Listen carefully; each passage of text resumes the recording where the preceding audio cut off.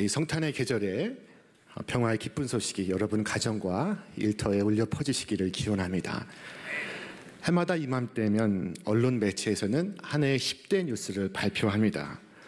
그런데 지난 역사 속에서 10대 뉴스를 선정한다면 그 가운데 1위는 무엇일까요?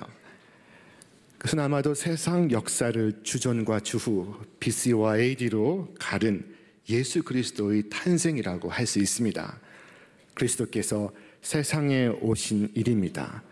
최고의 뉴스는 최초의 크리스마스입니다. 철학자 키에르케고르는 하나님이 육신을 입으신 것을 비유로 설명했습니다. 어떤 초라한 시골에 처녀가 있었습니다. 왕자는 시골에 자맹을 갔다가 그 아가씨를 보고 그만 사랑에 푹 빠졌습니다. 그런데 고민입니다. 어떻게 사랑을 얻을 수 있을까? 그는 사랑을 이루기 위한 3가지 방법을 생각했습니다. 첫째는 자신이 가진 권위를 사용하는 것입니다. 왕자의 권위를 그녀는 거절할 수 없을 것입니다. 그러나 이 방법으로는 그 처녀의 진정한 마음을 얻을 수가 없습니다. 둘째는 그 처녀를 왕궁으로 초대해서 호화한 왕실의 부귀영화를 보여주는 것입니다. 그를 통해 구애할 수 있습니다. 그러나 그것 역시 처녀의 진심을 읽기는 어렵습니다.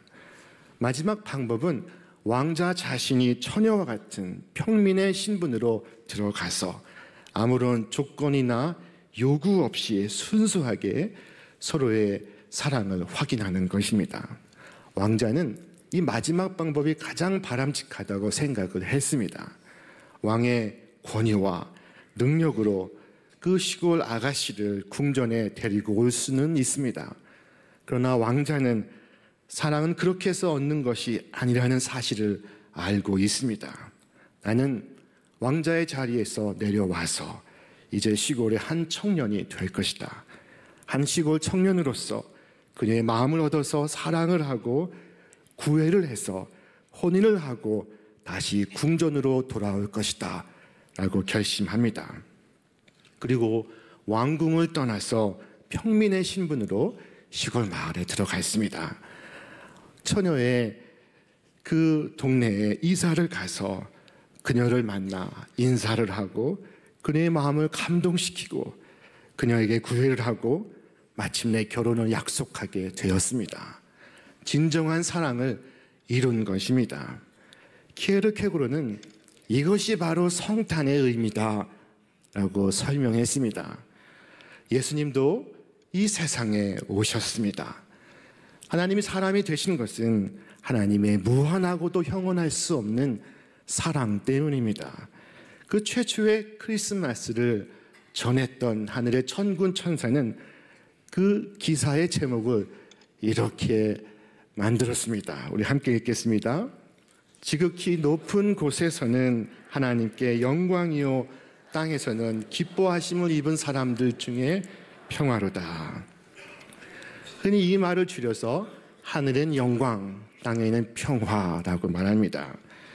해마다 이즈음 전라도 영광에 가면은 하늘엔 영광, 땅에는 굴비라는 현수막이 걸려 있다고 합니다. 그러나 본래 천사가 전하여 준 말은 지극히 높은 곳에서는 하나님께 영광이요 땅에서는 기뻐하심을 입은 사람들 중에 평화로다 였습니다. 우리는 지난 1년 민족의 갈등, 지역의 갈등, 정치의 갈등, 경제의 갈등, 이러저러한 갈등을 많이 경험했습니다. 사람이 가장 힘들고 어려울 때는 이 불화하고 다투고 싸울 때입니다. 남편과 아내가 불화할 때, 부모와 자식이 불화할 때, 이웃 간에 불화할 때 삶은 행복하지 않습니다. 삶은 지옥과도 같습니다. 대부분의 사람은 그 갈등과 분열이 내가 아닌 상대방 때문이라고 생각을 합니다. 그래서 내가 아닌 상대방이 바뀌어야 갈등과 분열이 해결될 수 있다고 믿습니다. 그러나 사실인즉슨 그렇지가 않습니다. 세상에 평화가 없고 갈등과 분열이 있는 것은 우리 모두가 죄인이기 때문입니다. 우리가 죄인이라는 사실을 모르는 한 우리는 우리 안의 갈등과 분열을 해결할 수가 없을 것입니다. 사도 바울은 자신이 최고의 의인이라고 생각했으나 어느 날 말씀의 거울 앞에서 가장 타락한 자신을 보고 자신을 가리켜 죄인의 괴수라고 말했습니다. 우리 함께 말씀 읽겠습니다. 여기에 모든 사람이 받아들여도 좋은 믿을 만한 말이 있습니다. 그는 그리스도 예수님이 죄인들을 구원하시려고 세상에 오셨다는 것이 바로 그것입니다. 나는 죄인 중에서도 두목입니다. 인간의 마음속에 있는 근본적인 죄는 그 마음에 하나님 모시기를 싫어한 것이라고 성경은 말씀합니다. 성경은 말씀하기를 또 그들이 마음에 하나님 두기를 싫어하며 하나님께서 그들을 그 상실한 마음대로 내버려 두사 합당하지 못한 일을 하게 하셨으니, 마음에 하나님 두기를 싫어함으로 하나님과의 관계가 소원해지고 나빠지고 단절되게 되었습니다.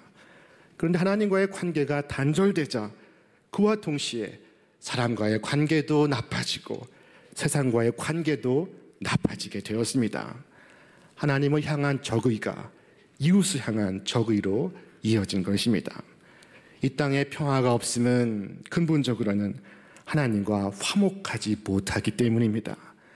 그러나 예수 그리스도의 오심은 이 화목의 회복을 의미하는 것입니다. 같이 말씀 읽겠습니다. 그리고 하나님은 그리스도께서 흘리신 십자가의 피로 평화의 길을 열어 하늘에 있는 것이든 땅에 있는 것이든 모든 것을 그분을 통해 자기와 화해하게 하셨습니다. 자, 하나님과의 이 화목은 곧바로 또 다른 관계의 화목으로 이어졌습니다. 첫째가 사람 사이의 관계의 회복입니다. 선악과를 따먹고 범죄하기 전, 그리하여 하나님과 관계가 나빠지기 전 아담과 하와의 관계는 최고였습니다. 아담이 하와를 바라보면 늘 하는 말이 너는 내 뼈 중에 뼈요 내 살 중에 살이로다 였습니다. 너는 너가 아니라 너는 곧 나라는 것입니다. 나의 가장 소중한 나라는 것이었습니다. 그러나 선악과를 따먹고 하늘의 하나님을 모시기보다 내가 하나님이 되고자 작정했을 때 아담이 하와에 대해 한 말은 그 여자였습니다. 성경은 말씀합니다. 하나님께서 저와 함께 살라고 짝지어 주신 여자, 그 여자가 그 나무 열매를 저에게 주기에 제가 그것을 먹었습니다. 그는 오히려 하나님을 원망하고 있습니다. 하나님이 자신에게 주신 저 여자 탓이라며 여자에게 책임을 돌리고 있습니다. 노아의 후손들이 바벨탑을 쌓아 하나님을 거역하기 전 사람들은, 온 인류는 한 언어를 쓰며 서로 소통하고 잘 살고 있었습니다. 서로의 마음이 통했습니다. 그러나 바벨탑을 쌓아서 하나님과 같이 높아지고 했을 때 사람들은 갈등하고 분열하기 시작했습니다. 더 이상 말이 통하지 않아서 도저히 함께 살 수가 없어서 뿔뿔이 흩어지게 되었습니다.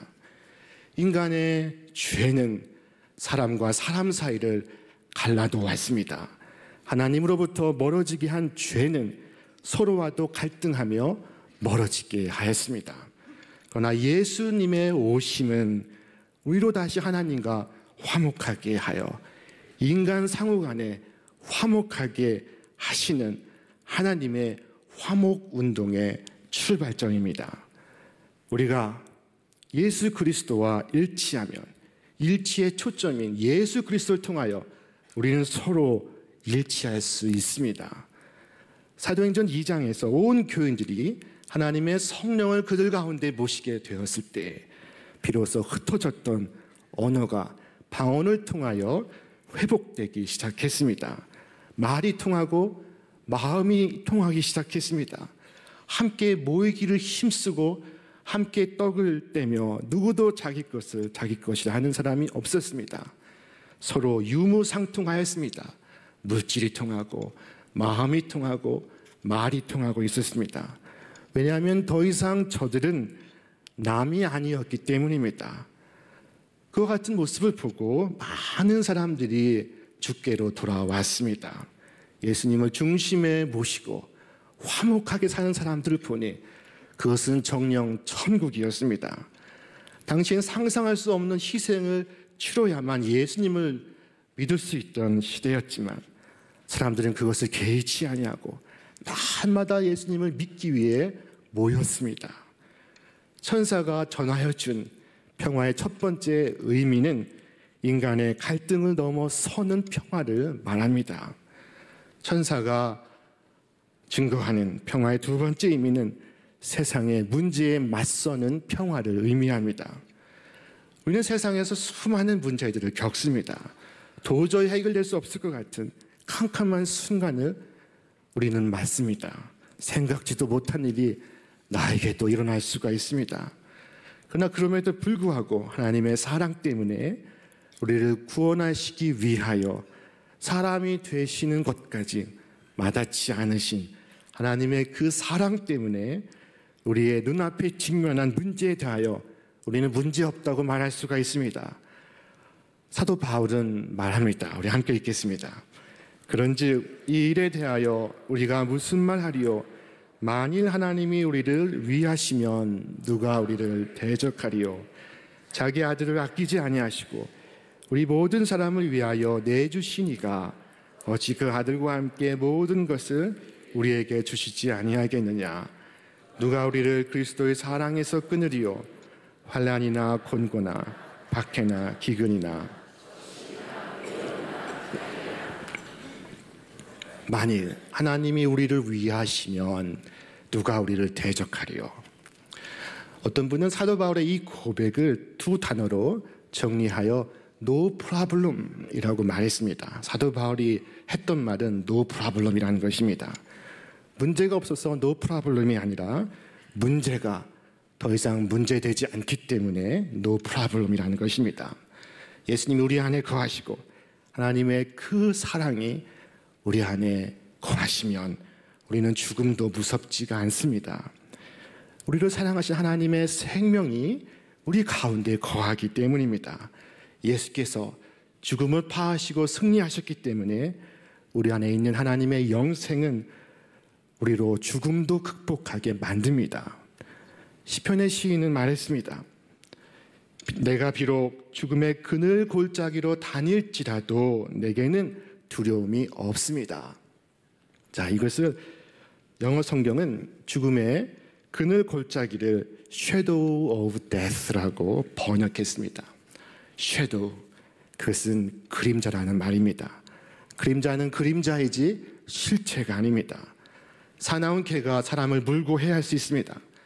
그러나 아무리 사나운 개라도 그 그림자는 잠시 사람을 놀라게 할 수는 있으나 사람을 물고 해할 수가 없습니다. 죽음이라는 세력은 주를 모르는 자들에겐 실체이나 생명의 주를 마음에 모시고 믿음으로 산 소망을 가진 자들에겐 죽음은 그림자일 뿐입니다. Shadow of Death입니다. 죽음의 세력에 잠시 겁을 먹을 수는 있으나 죽음은 더 이상 실체가 되지 아니하고 하늘의 산 소망이 실체가 되는 여러분의 성탄이 되시기를 바랍니다. 그리하여 더욱 힘차게 살고 기쁜 마음으로 섬기며 더 이상 이불 속에서 울지 아니하고 기쁨과 평안의 축복의 길을 걸어가시기를 바랍니다. 바울은 담대히 말했습니다. 우리 함께 읽겠습니다. 내가 확신하노니 사망이나 생명이나 천사들이나 권세자들이나 현재일이나 장래일이나 능력이나 높음이나 깊음이나 다른 어떤 피조물이라도 우리를 우리 주 그리스도 예수 안에 있는 하나님의 사랑에서 끊을 수 없으리라. 아멘. 여러분, 사망이나 생명이나 그 어떤 일이나 여러분께 문제가 되지 않으시기를 바랍니다. 그런데 하나님께서 보시기에 그토록 좋았던 이 세상이 어찌하여 이렇게 슬픔과 걱정의 장소가 되었을까요? 왜 세상에 불안과 불평이 난무하게 되었습니까? 왜 나는 먹고 마셔도 배고프고 여전히 목이 마릅니까? 왜 참된 안식과 평안이 없습니까? 그것은 하나님과 나 사이에 사이가 나빠지면서 세상과의 사이도 동시에 나빠졌기 때문입니다. 사람이 죄를 범하였을 때 세상도 함께 저주를 받았습니다. 우리 같이 읽겠습니다. 내가 네게 먹지 말라 한 나무의 열매를 먹었은즉 땅은 너로 말미암아 저주를 받고 너는 내 평생에 수고하여 그 소산을 먹으리라. 그러므로 여러분, 세상을 너무 기대지 마시기를 바랍니다. 죄로 말미암아 죽게 된 세상만을 바라보지 마시기를 바랍니다. 오직 죄인을 구원하시기 위하여 인간의 몸을 입고 오시는 예수 그리스도를 바라보시기를 바랍니다. 우리를 사랑하시는 하나님의 그 사랑이 우리 안에 거하면 죄로 말미암아 타락하고 왜곡된 세상 속에서도 우리는 참된 평화를 누릴 수가 있습니다. 오직 예수 그리스도를 기뻐함으로 문제 많고 힘든 이 세상 속에서 하나님이 주시는 참된 평화를 누리며 승리하시는 삶을 살아가시기를 바랍니다. 세상에 문제가 없기 때문이 아닙니다. 세상에 고난이 없어서가 아닙니다. 문제가 더 이상 내게 문제가 되지 않기 때문입니다. 세상을 이기는 참 평화는 주께서 우리에게 주시는 것입니다. 세상이 우리에게 줄 수 없습니다. 그동안 황금과 군대와 권력을 동원하여 얻은 평화들이 잠시 세상에 왔다가 사라졌습니다. 오늘날 이스라엘은 핵무기를 지닌 군사력에 관한 세계 초강대국입니다. 저는 이스라엘의 히브리 대학교에서 잠시 공부를 했던 적이 있었습니다. 그런데 학교의 입구마다 총을 든 군인들이 보초를 서고 있었습니다. 총을 든 군인들의 모습은 지금 남북 간 대치 상태에 있는 이 대한민국보다 오히려 이스라엘 예루살렘에서 더욱 흔하게 볼 수가 있습니다. 저는 이스라엘에 체류하면서 예수님이 태어나셨던 베들레헴에 들어가지 못했습니다. 베들레헴은 비상사태가 나면 당장 출입이 통제가 되는 것입니다. 베들레헴은 팔레스타인 자치구역이지만 이스라엘이 통제하고 있습니다. 이 베들레헴은 이스라엘이 세운 지상 8m 높이의 장벽으로 에워싸여 있습니다. 이스라엘 군의 검문 없이 이 도시 출입이 불가능합니다. 베들레헴으로 들어가기 위해서는 검문소를 거쳐야 하는데 그것은 마치 국경을 넘는 것과 같습니다. 이스라엘의 요원들이 방탄유리 건너편에 앉아서 여권과 허가증을 요구하고 주변에는 총을 맨 이스라엘 군인들이 삼엄하게 지키고 있습니다. 그 경계 속에 회전문을 통과하면 안전대를 거치고 그리고 삼엄한 감시 카메라를 만나야 합니다. 베들레헴에 사는 팔레스타인 주민들이 장벽 가까이에 허가 없이 다가왔다가는 이스라엘 군인의 조준 사격을 받습니다. 순례객들은 아기 예수가 태어난 장소를 보기 위해 줄을 서고 까치발을 서지만 불안감을 숨길 수가 없습니다. 세상에 핵무기로 평화를 만들어내지 못하고 있습니다. 핵이 있는 그곳에 오히려 테러와 폭탄과 총격 사건이 끊이지 않습니다. 오늘날 무력을 지닌 초강대국들이 평화를 말하고 있지만 그들은 평화를 이루지도 지킬 수도 없습니다. 그동안 황금과 군대와 권력을 동원해 얻은 평화들이 이 세상에 잠시 왔다가 이내 사라져 갔습니다.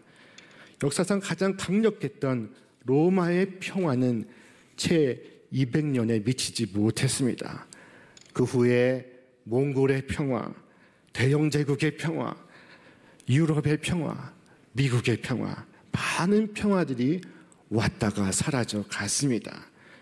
참 평화는 오직 주 예수께서 우리에게 주시는 것임을 믿으시기를 바랍니다. 세상이 우리에게 주지 못합니다. 황금과 군대와 권력으로 얻을 수 없고 유지할 수도 없습니다. 개인의 생사화복, 국가와 민족의 흥망성쇠, 온 우주의 질서와 운행이 사람의 손에 놓여 있지 않습니다. 오직 주만이 죄를 다스리시고 갈등을 다스리시고 문제를 다스리십니다. 주가 다스리십니다. 성경은 말씀합니다. 우리 함께 읽겠습니다.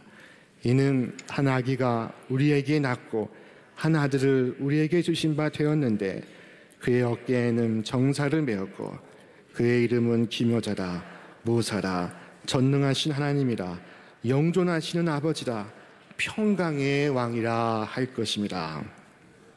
이 평강의 왕은 영어 성경은 Prince of Peace라고 번역했습니다. 주님은 평화의 왕자요 평강의 왕이십니다.